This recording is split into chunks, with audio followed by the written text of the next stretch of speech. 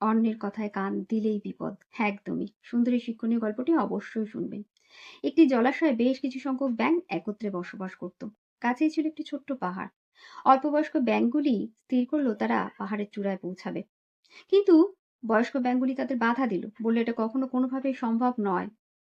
একদিন অল্প বয়স্ক ব্যাঙগুলি বয়স্ক ব্যাঙগুলির কথাকে উপেক্ষা করে পাহাড়ের চূড়ায় উঠতে নিল। সেই সময় বয়স্ক ব্যাঙগুলি ভিড় জমালো এটা দেখার জন্য কিভাবে অল্প বয়স্ক ব্যাঙগুলি পরাজিত হয়। একদমই। একের পর এক ব্যাঙ একে একে পরাস্ত হতে লাগলো। তারা পাহাড়ে খানিকটা উঠেই হাঁপিয়ে পড়লো, নিচে নেমে এলো। কেবলমাত্র একটি মাত্র ব্যাঙ একটা সময় পর পাহাড়ের চূড়ায় উঠতে সক্ষম হলো। সে যখন জয়ের খুশিকে সাথে নিয়ে নিচে নেমে এলো, তার সাথী ব্যাঙগুলি বিস্ময়ে তাকে বলল, ভাই কিভাবে তুমি এটা করতে পারলে, কিভাবে তুমি চূড়ায় পৌঁছালে?